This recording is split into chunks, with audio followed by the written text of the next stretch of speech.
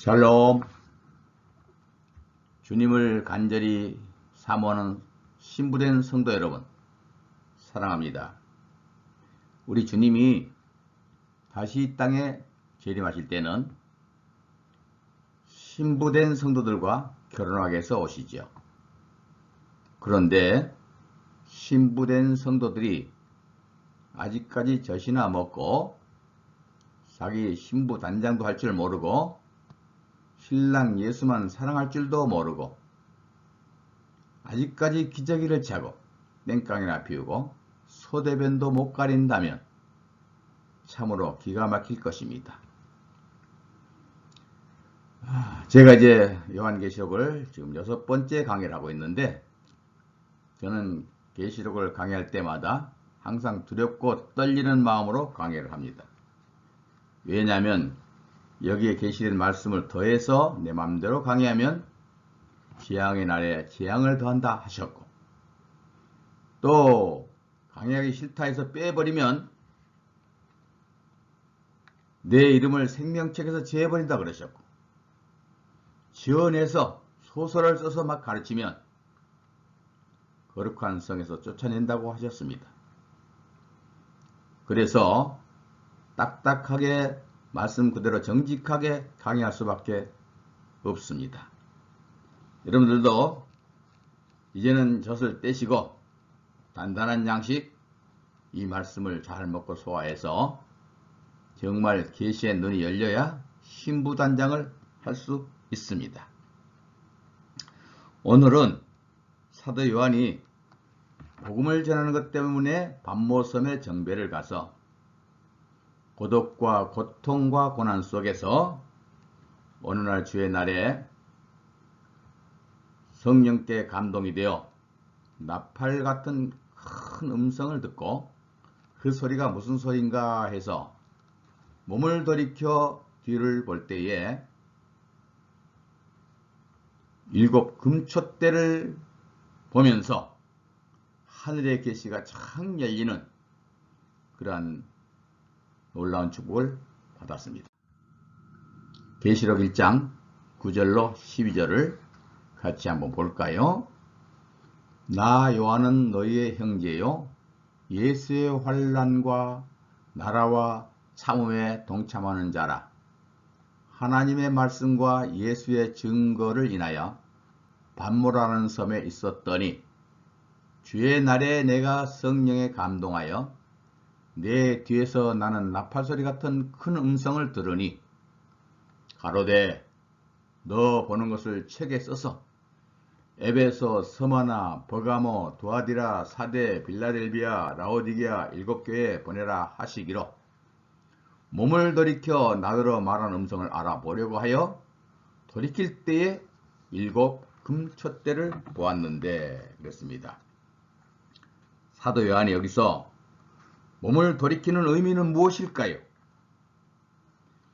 계시의 말씀은 몸을 돌이키지 않으면 깨달을 수가 없는 말씀입니다. 몸을 돌이켰다는 것은 모든 삶을 방향을 전환한 것입니다.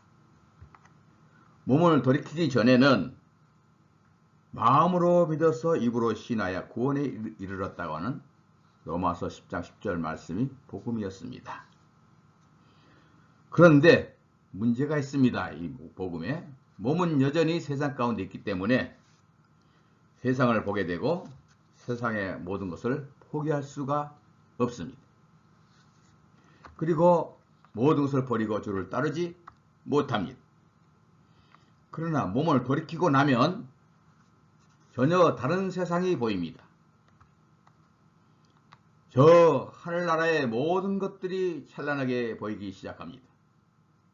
세상의 모든 부귀영화, 명예, 권세, 재물, 모든 것들이 다 배설물로 여겨집니다. 빌립보 3장 8절이죠. 사도 바울이 3000층을 구경하고 왔더니 세상의 것들이 배설물로 여겨졌습니다. 이런 사람에게 하늘의 계시가 열리는 것을 잊어서는 안 됩니다. 이 계시의 말씀을 깨닫는 것도 그렇습니다. 몸을 돌이키지 않는 사람은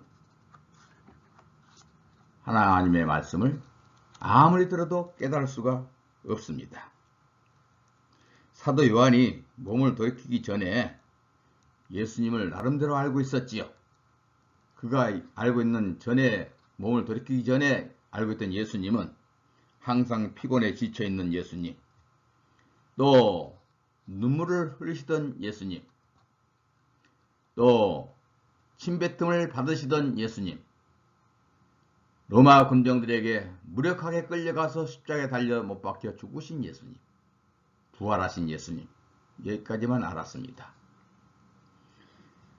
그런데 몸을 돌이켜서 하늘에 계신 예수님을 봤더니 천지 창조자의 영광의 옷을 입고 영원한 권세의 면류관을 쓰고 계신 예수님을 보고 그는 그냥 기절할 뻔 했습니다. 죽은 자같이 되었다라고 기록하고 있습니다.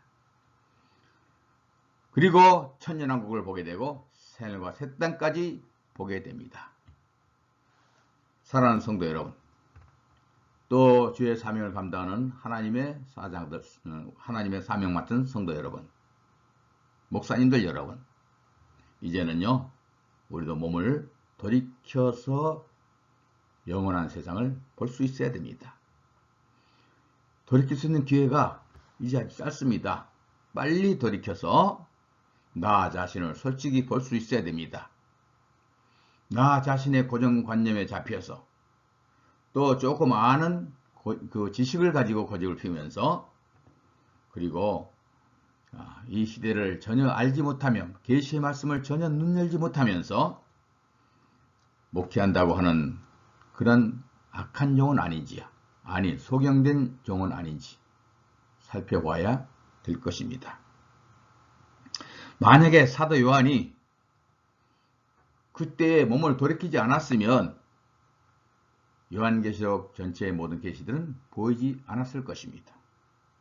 저 김목사도 일찍이 하나님의 고난 속에서 세상을 포기할 수밖에 없게 만들어 주셨고 그런 역경 속에서 이 계시의 말씀을 조금 눈열 수 있었습니다. 하여튼 이 계시의 말씀은 고난과 함께 온다고 하는 사실, 세상을 등지고 있을 때 온다고 하는 사실을 잊어서는 안 될 것입니다. 자, 9절 말씀을 다시 한번 본다면 환난 속에서 마지막 때의 계시가 주어지죠.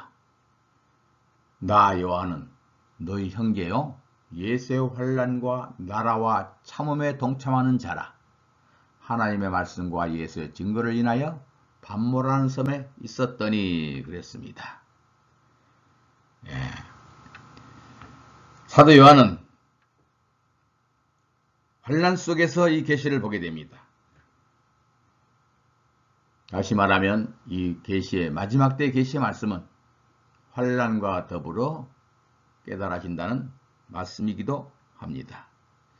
이 본문 말씀의 배경은 AD 95년 전후에서 로마의 도미티니아누스 황제 말기 때에 그는 자신의 제국 통치의 강한 통치력을 나타내기 위해서 자신을 자기가 주님이고 신이라고 자기를 숭배하도록 강요를 했습니다. 오늘날로 보면은 저 북한 김정은 정권 같은 정권입니다. 이 방침의 첫째 희생자들이 예수 믿는 사람들이었습니다. 예수 믿는 사람들은 하나님 외에는 그 누구에게도 경배할 수 없기 때문입니다. 바로 이때에 당시 소아시아의 대표적인 기독교 지도자였던 사도 요한이 체포되어서 반모섬으로 유배되어 오게 된 것입니다. 사람들은 편안하게 살기 좋아하고 예수 믿는 것도 편안하게 믿고자 원합니다. 그러나 편안하고 좋은 환경 속에서는 아무것도 할 수 없습니다. 편안하고 좋은 환경에서 자라나서 살아가는 사람들은 손해보는 것이 딱 두 가지가 있습니다. 첫째는 그 편안한 환경을 축복으로 이해하지 못하는 것입니다. 당연하다고 생각을 합니다. 두 번째는 어려운 환경을 대하면 방황하다가 인생 끝내버립니다. 힘든 삶에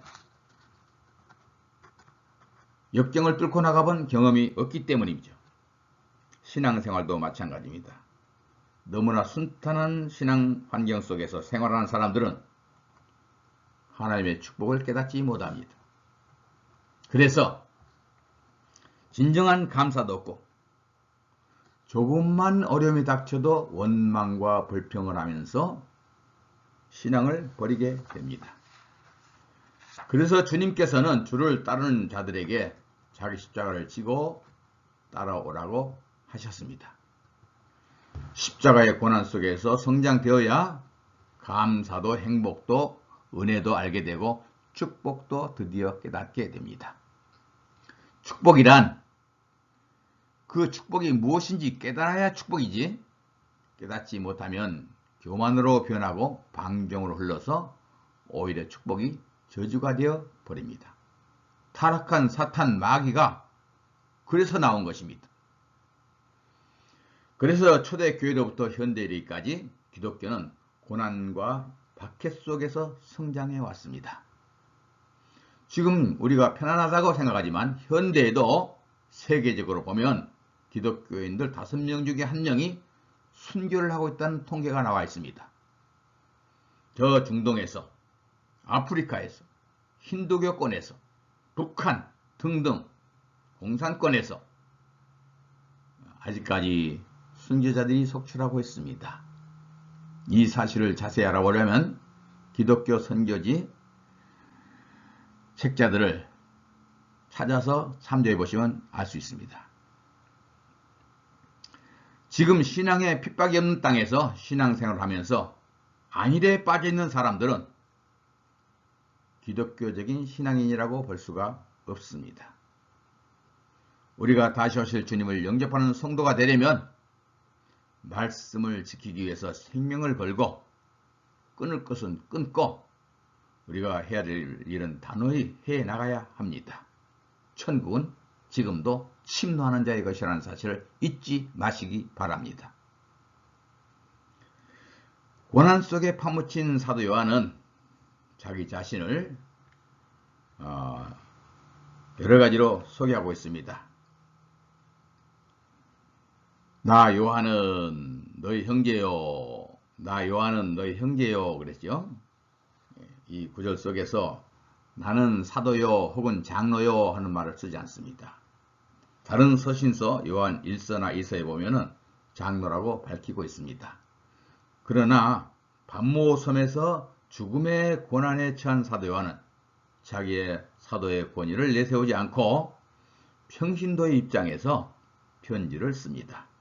그 이유는 신앙의 연단 속에서 깊은 진리의 체험을 하고 나면 점점 더 낮아지는 것은 당연한 일입니다. 그리고 예수로 환난과 고난에 동참하는 것은 사도나 평신도나 동일하기 때문에 연대의식을 가지게 됩니다. 당시의 초대교회 모든 성도들은 다 같이 고난을 받았습니다. 종말의 성도들도 초대교회 성도들과 같이 주를 위한 고난에 동참할 기도를 하셔야 됩니다. 예수의 나라는 환난과 참음을 통과한 성도들의 공동체가 있을 때 실현되는 것입니다. 종말의 거짓 선자들은 마지막 때 7년대 환난 때에 성도들은 공중으로 다 휴거되어서 거기서 7년 혼인잔치를 하고 환난이 끝나면 땅으로 내려온다라고 가르쳐주고 있습니다.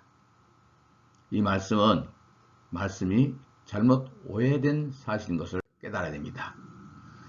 오해되고 있는 말씀이 어떤 말씀이냐면 데살로니가전서 4장 16절로 17절인데 주께서 호령과 천사장의 소리와 하나님의 나팔로 친히 하늘로 쫓아 강림하시리니 오실 때를 말합니다. 그리스도 안에서 죽은 자들이 먼저 일어나고 이건 주님 오실 때에 죽은 자들이 부활되는 것을 말하고 있습니다. 그 후에 살아남은 자들도 저희와 함께 구름 속으로 끌어올려 공중에서 주를 영접하게 하시리니 그랬습니다. 살아남은 자는 주님 오실 때까지 죽음을 보지 않고 있던 자들은 순간 변화를 받아서 공중에서 주를 영접하게 한다. 이 말씀은 부활된 자나 변화된 자들은 주님의 부활체와 같이 시공을 초월해서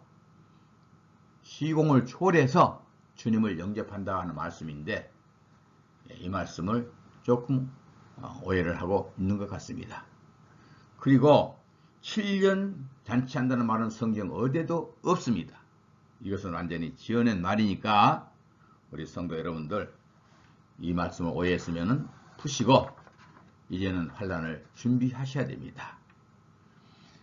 이제는 재림 복음으로 무장하셔야 됩니다. 그렇지 않고는 무장하지 않고 이 복음에 그냥 고정관념에 잡혀 있으면 이런 일이 벌어지지도 않고 환란 때에 다 무너지고 맙니다. 사탄의 전략이기도 합니다. 그 다음에 9절에 보니까 아까도 봤습니다만 하나님의 말씀과 예수의 증거를 인하여 그랬죠. 당시에 사도 요한은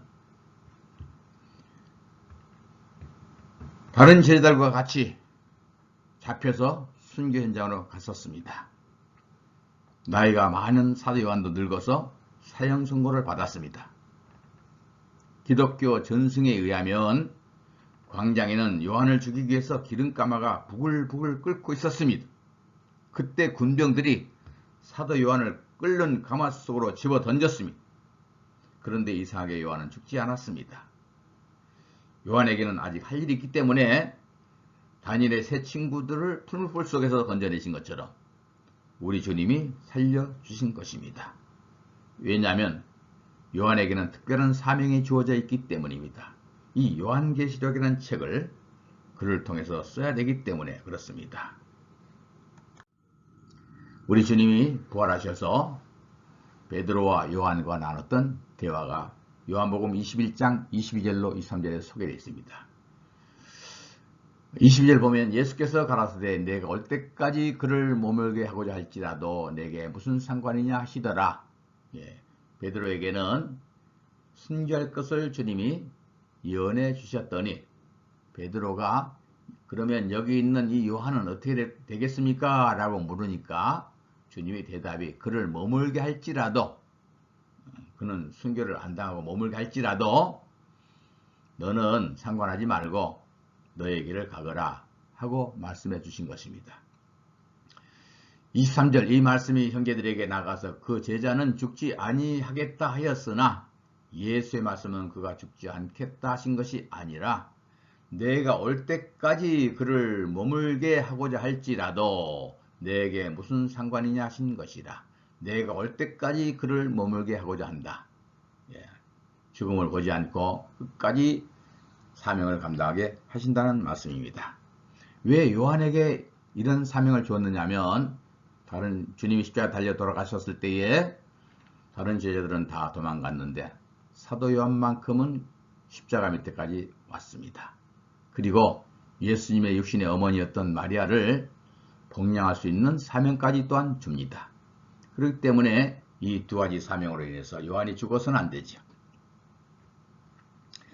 그리고 주의 날에 성령에 감동되었다 라고 그랬습니다. 10절이죠.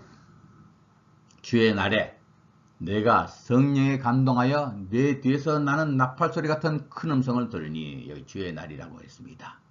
주의 날이라고 강조한 것은 그가 유배지에서도 얼마나 주의를 사모하고 있었는지를 보여준 것입니다. 우리 예수 믿는 그리스도인들에게는 한 주일이 한 주의 첫째 날이고 안식 후 이튿날 곧 주께서 죽음을 이기시고 부활하신 날입니다. 그래서 초대교회도 우리 주님이 부활하신 이날에 늘 모여서 주님의 부활을 축하하고 기뻐하며 예배드리는 장면이 소개되어 있습니다.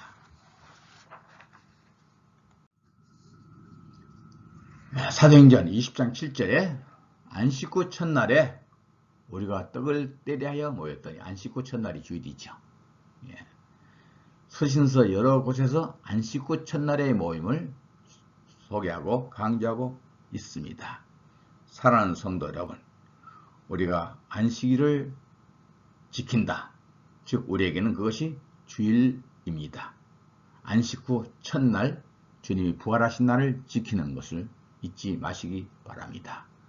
안식일의 교리에 솔깃하여 넘어가서는 안 됩니다. 이 점에 관해서는 종이 요한계시록 강의 끝나고 나중에 다시 한번 특강을 하도록 하겠습니다. 자, 사도 요한이 이날에 예배를 드렸는지 안 드렸는지 모르지만 기록이 없지만은 사도의 안식 후 이 첫날 주의 날에 성령에 감동되었다 하는 이 말씀은 예배를 드린 것을 말하고 있습니다. 이렇게 경배지에서도 우리 주님의 날에 목숨을 걸고 예배를 드립니다. 혼자서 드렸는지 몇 명이 드렸는지 모릅니다. 그러나 전승에 의하면은 사도 요한이 잡혀갈 때에 성도들이 초대교회 7집사 중에 한 사람이었던 브로고로라고 하는 사람을 같이 딸려서 보냈다고 합니다. 그 사람과 함께 또 하면 거기서도 예수 믿는 것 때문에 끌려온 사람들이 있었을 것 같습니다. 이 사람들과 같이 동굴 속 깊은 곳에 가서 숨어서 목숨을 걸고 예배를 드렸을 것입니다. 이렇게 예배에 목숨을 걸고 예배를 드릴 때에 주의 음성이 나타났고 계시가 나타난 것입니다. 우리 하나님은 지금도 이렇게 예배하는 자들을 찾으십니다. 우리도 주의 날을 소중히 여기고 주의 날을 잘 지키시기를 예수님으로 축원합니다. 또 그날에 큰 나팔 소리 같은 주의 음성을 들었다.